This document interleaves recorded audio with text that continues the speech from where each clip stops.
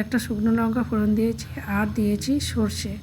এটা হবে টকের ডাল, মুসুর ডাল দিয়ে টমেটো দিয়ে টকের ডাল। তো দেখো ভালো করে টমেটোগুলো ঘেঁটে নিয়েছি, তারপরে দিয়ে দিলাম মুসুর ডাল সেদ্ধ।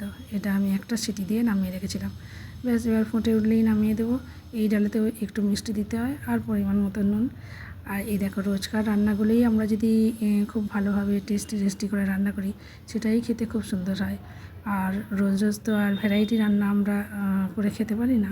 আমাদের রোজকার জীবনের যে রান্নাগুলো সেইগুলোই আমরা যেন খুব ভালো করে করতে পারি।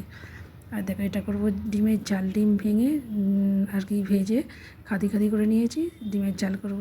আমি একটু মিষ্টি দিলাম আর শেষে দিলাম একটু চন্দনী। চন্দনী কিন্তু সব ডালনা বা যে কোনো মাংস এরকম ডিমের তরকারিতে দিলে খুব সুন্দর খেতে লাগে, মানে টেস্ট খুব ভালো হয়। ব্যাস একটু কম করে জল দিলাম আর ফুটে উঠলেই ডিমের খাদিগুলো দিয়ে দেবো। এই দেখো রেডি হয়ে গেছে ডিমের তরকারি। তো চলো এবার ভাত বেড়ে ফেলি। এই দেখো ডিমের তরকারি দিলাম, ডিম সিদ্ধও আছে আর আছে টমেটোমের ডাল দিয়ে দিলাম। টমেটোমের ডালটা এই দেখো। তো এই রান্নাগুলোই যদি আমরা খুব ভালো করে করতে পারি, এর টেস্ট মানে অন্যান্য ভ্যারাইটি খাবারের থেকে আরও বেশি টেস্ট, তাই নয় কি? এইগুলো হলেই খাওয়া হয়ে যাবে। আজকে খুব সিম্পল।